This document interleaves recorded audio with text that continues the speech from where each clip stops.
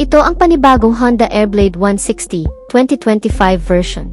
Matagumpay na dinistribute ng Honda ang mga bagong unit nito at kung mapapansin nga natin ay sunod-sunod ngang dinala ng Honda Philippines ang mga upgraded version ng mga previous model nito dito sa Pilipinas. Madami ang namangha dahil sa ginawang upgrade ng Honda.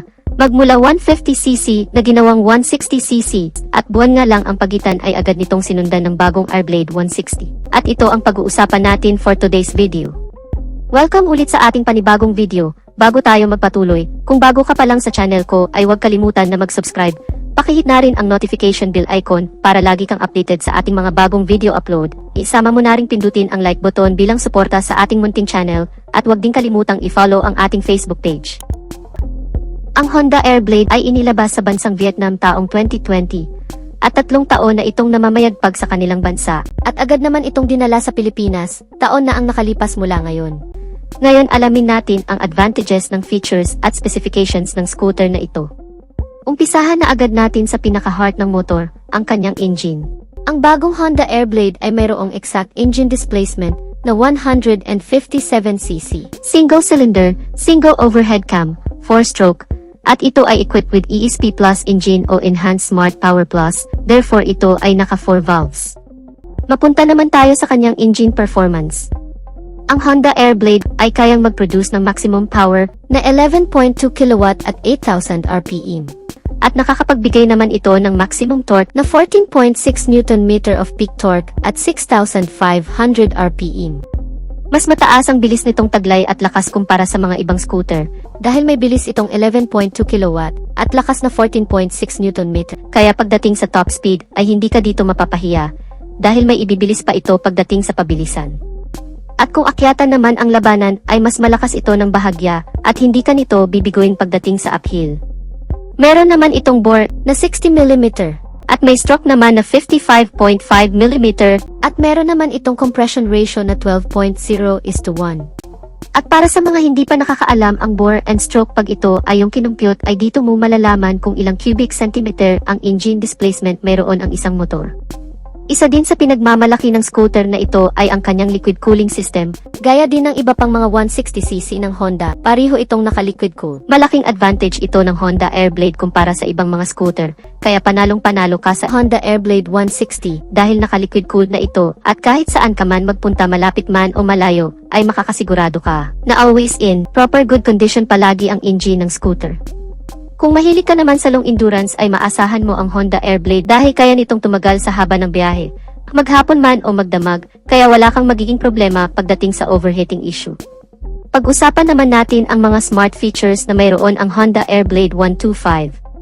Una, ito ay equipped with IECS.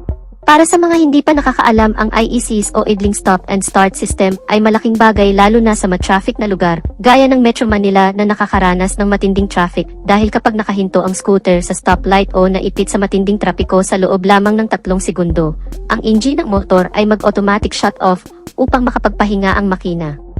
At ang pinaka-main purpose nito ay pigilan ang nasasayang na gasolina habang nakahinto ka sa traffic.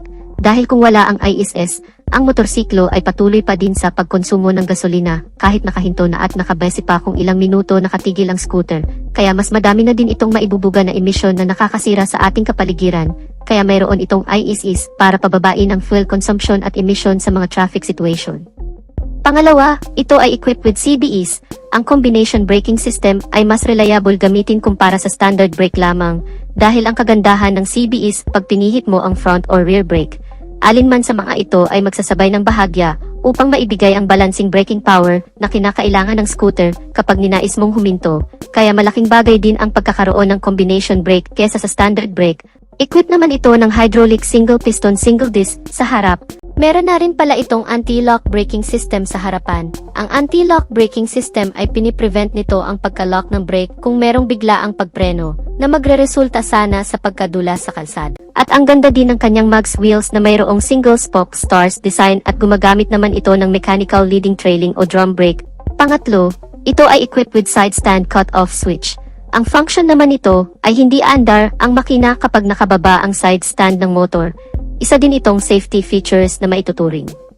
Pang-apat, ito ay equipped with USB charging port. Nasa ilalim ng upuan located ang USB, bagay na hindi masyado nagustuhan para sa ibang riders gaya ng mga mahilig mag-long rides na kinakailangan naka-charge palagi ang cellphone para sa magdamag na paggamit ng GPS.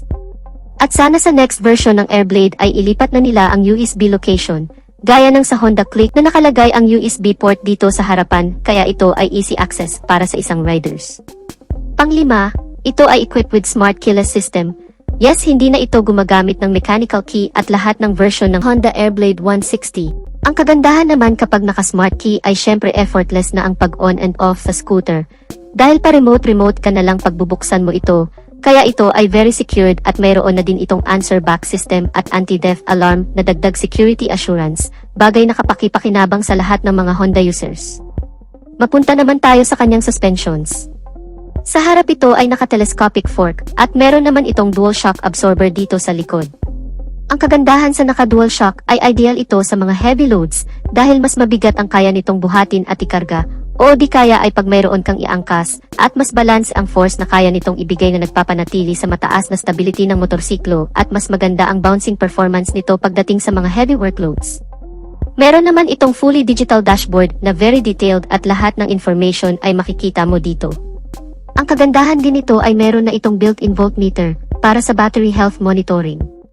Ang sukat naman ng gulong nito sa harapan ay 90/80/14 at sa likuran naman ay 100/80/14 all tubeless. Pagdating naman sa lighting system magmula headlight, daytime running light, tail light, at turn signal lights ay naka-full LED na lahat. Meron naman itong fuel tank capacity na 4.4 liters at ang kagandahan ng kanyang fuel tank ay nasa harapan kaya less hassle na din dahil hindi mo na kailangan buksan ang upuan para magpagasolina. Isa din ito sa kanyang advantage dahil ang kanyang underseat storage ay mas malaki dahil nga nasa harap na ang kanyang fuel tank kaya ang lawak ng kanyang compartment at kasya na dito ang isang full face na helmet. Meron naman itong fuel consumption na 50 km per liter. Very user-friendly naman ang kanyang ground clearance na merong 141 mm at mayroon naman itong seat height na 775 mm kaya swak ito sa height ng mga Asian na may average height lamang. Therefore, kayang-kaya itong imaniobra ng 5'2" ang height pataas at kung usapang top speed naman, ito ay umaabot ng 115 km per hour. May bigat naman itong 113 kilograms. Last but not the least, ang bagong Honda Airblade ay mayroong suggested retail price na 125,900 pesos. So dito na natin tatapusin ang video natin mga ka-Wizard Moto. Sana nagustuhan ninyo ang video, at kung nagustuhan nyo ay pakipindot ang like button bilang suporta na rin sa ating channel, at sa mga hindi pa nakasubscribe ay inaanyayahan ko kayo kapatid na mag-subscribe sa aking channel, para lagi tayong updated sa mga videos na i-upload ko pa. Maraming salamat sa walang sawang pagsuporta. Ride safe and God bless.